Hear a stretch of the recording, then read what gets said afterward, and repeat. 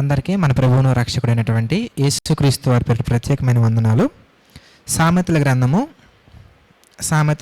19వ అధ్యాయము 16వ వచనం చూద్దామండి. సామెతల గ్రంథము 19వ అధ్యాయం 16వ వచనం మనం చూస్తే, ఆజ్ఞను గైకొనువాడు తన్ను కాపాడుకొనును, తన ప్రవర్తన విషయమై అజాగ్రత్తగా ఉండువాడు చచ్చును. చూసారా, ఎవరైతే ఆజ్ఞలను గైకొంటారో అనగా దేవుడు నియమించినటువంటి, దేవుడు అరేంజ్ చేసినటువంటి, ఫాలో అవ్వమని చెప్పినటువంటి ఈ ఆజ్ఞలను ఎవరైతే గైకొంటారో వాళ్ళు తను కాపాడుకుంటారు. ఎవరైతే ఈ ఆజ్ఞల విషయంలో ఫెయిల్ అవుతారో, లేదంటే కనుక ఈ ఆజ్ఞల విషయంలో అజాగ్రత్తగా ఉంటారో వాళ్ళు మరణానికి సమీపిస్తారు లేదా మరణం పొందుతారు.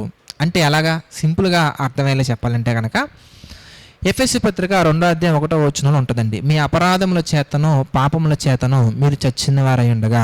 అంటే ఎప్పుడైతే దేవుడు పెట్టినటువంటి కట్టడ, దేవుడు పెట్టినటువంటి ఆజ్ఞను మనం మీరుతామో అప్పుడు ఆత్మీయంగా మొదటగా మనం చనిపోతాము. ఆ తర్వాత మనం ఆలోచిస్తే కనుక శరీరంలో ఉన్నటువంటి ఒక్కొక్క అవయవము, లేదంటే కనుక శరీరంలో ఉన్నటువంటి ఆ పర్టికులర్ ఆర్గాన్స్ అనేవి డ్యామేజ్ అవుతాయి. ఎగ్జాంపుల్కి మనం తీసుకుంటే కనుక దేవుడు పెట్టినటువంటి ఆజ్ఞలలో ఒకటే మద్యం తాగొద్దు, లేదంటే కనుక మందు తాగొద్దు అని చెప్పేసి దేవుడు చెప్తారండి. అయితే దాని విషయంలో ఒకవేళ కనుక మనం మీరేమనుకోండి, అప్పుడు ఏమవుతుంది ఎందుకనగానే మొదట్లో లివర్ పోవటం, ఆ తర్వాత మిగిలినటువంటి రకరకాల రోగాలు రావటం, రకరకాల డ్యామేజ్ అవటం, ఆ తర్వాత శారీరకంగా కృంగిపోతాం, ఆ తర్వాత మరణాన్ని మనం పొందుకుంటాం. అంటే దేవుని యొక్క ఆజ్ఞను కనుక మనం మీరామంటే అటు ఆత్మీయంగానూ మరణిస్తాము, శారీరకంగానూ మనం మరణిస్తాము. ఇంకా క్లియర్గా చెప్పాలంటే కనుక ఎన్నో అవమానాలు కూడా మనం ఎదుర్కొంటాము. దేవుడు పెట్టిన ప్రతి ఆజ్ఞ కూడా మన మంచి నిమిత్తము, మన మేలు నిమిత్తము, మన కుటుంబానికి మేలు కలిగే విధంగా, మనం ఉన్న సమాజానికి మేలు కలిగే విధంగా ఆయన ప్రతి ఒక్క ఆజ్ఞలను పెట్టినట్టుగా మనం చూడొచ్చు. సామెతల గ్రంథంలోనే 20వ అధ్యాయం ఒకసారి మనం చూద్దామండి. సామెతల గ్రంథము 20వ అధ్యాయం 1వ వచనం కనుక మనం చూస్తే, ద్రాక్షారసము వెక్కిరింతల పాలు చేయను, మద్యము అల్లరి పుట్టించును, దాని వశమైనటువంటి వారందరూ కూడా జ్ఞానము లేరు. చూసారా, జ్ఞానము లేని వారు.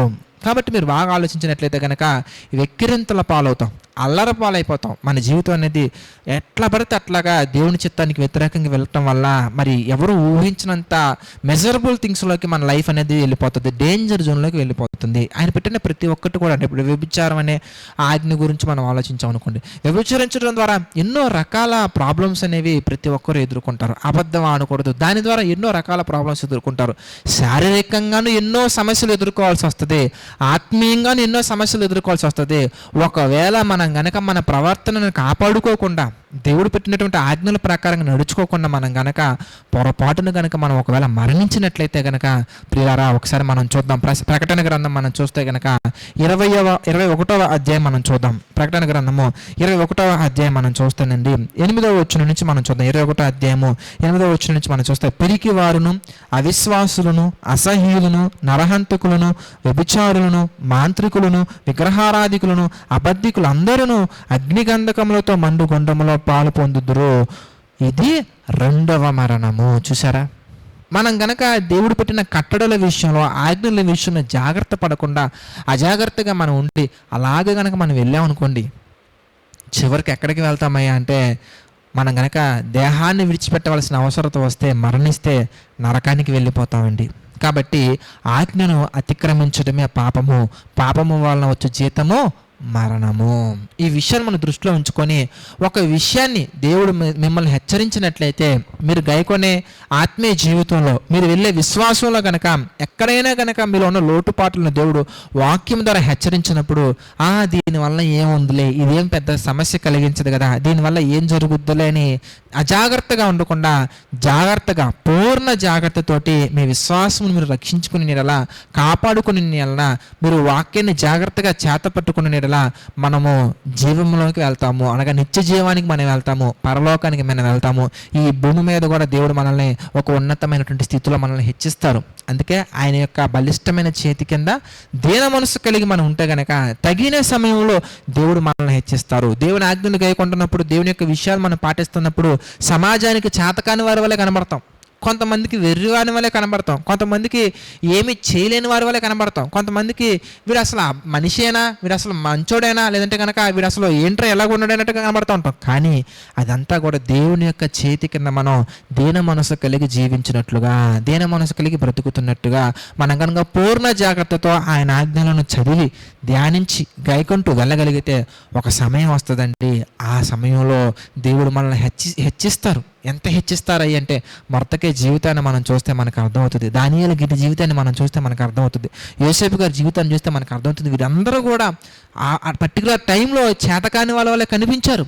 కానీ ఒకానొక స్టేజ్కి వెళ్ళిన తర్వాత, కాలం మారిన తర్వాత, దేవుడు హెచ్చించిన తర్వాత వీళ్ళని ఎవరైతే కాదు అన్నారో, వీళ్ళని ఎవరైతే తక్కువ చూపు చూశారో వాళ్ళే వీళ్ళ కాళ్ళ దగ్గరికి వచ్చేలాగా దేవుడు నిలబెట్టినట్టుగా మనం చూస్తాం. ఈ విషయాలను దృష్టిలో ఉంచుకొని దేవుని యొక్క వాక్యం మనకు కనిపించినప్పుడు, అర్థమైనప్పుడు, మరి ముఖ్యంగా మనం మార్చుకోవాల్సిన విషయాలు దేవుడు మనకు తెలియజేసినప్పుడు ఇమ్మీడియట్గా నేడు అనే సమయం ఉండగానే మార్పు చెంది ఒకరినొకరు హెచ్చరించుకుంటూ, ఒకరినొకరు బలపడుకుంటూ ముందుకెళ్ళాలి. ప్రార్థన చేసుకుందామండి. ప్రతి ఒక్కరు దయచేసి తలలోంచి ప్రార్థనలు ఏకీభవించండి. ప్రార్థన.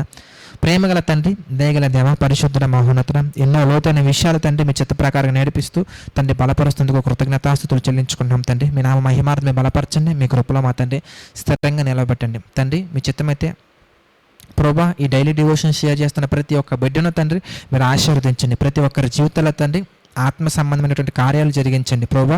మీ కృపలో ప్రభా నిరంతరమైనటువంటి శక్తి కలిగి, నిరంతరమైన ఆలోచనలతో ప్రభా వర్ధులున్నట్లు కృప చూపించండి తండ్రి. ఈ పరిచర్ను కూడా మా తండ్రి మీరు జ్ఞాపకం చేసుకోండి తండ్రి. ఇంకా ఎన్నో విధాలుగా తండ్రి మీ ప్రేమను అనేకులకు ప్రకటిస్తూ తండ్రి, అనేకులు ప్రేమ కలిగి జీవించే విధంగా తండ్రి ప్రోత్సహిస్తూ మీ చిత్త ప్రకారంగా తండ్రి మేము బ్రతుకుచు అనేక మందిని బ్రతికింపజేసే విధంగా తండ్రికి సహాయం చేసి నడిపించండి తండ్రి. ఇప్పుడు నడిపించారు, మునుముందు నడిపించండి ప్రభా. సమస్త మహిమ అంత ప్రభావాలు మీకే చెల్లించుకుంటూ మా అందరి జీవితాల్లో తండ్రి మీరే ఘనమైనటువంటి కార్యాలు జరిగించమని వేడుకుంటూ తండ్రి, ఈ పరిచర్య నిమిత్తం కష్టపడుతున్న ప్రతి ఒక్కరి కుటుంబాల్లో తండ్రి ఆర్థిక, ఆరోగ్య, మానసిక సమస్యలు తండ్రి కృంగిపోకుండా మీ కృపలో మా తండ్రి ముందుకు సాగే విధంగా నడిపించమని వేడుకుంటూ తండ్రి మా ప్రభువును రక్షకుడైనటువంటి యేసుక్రీస్తు వారి పేరిట ఈ ప్రార్థన అడిగి వేడుకొనుచున్నాము తండ్రి. ఆమేన్. అందరికీ వందనాలండి. God bless you all.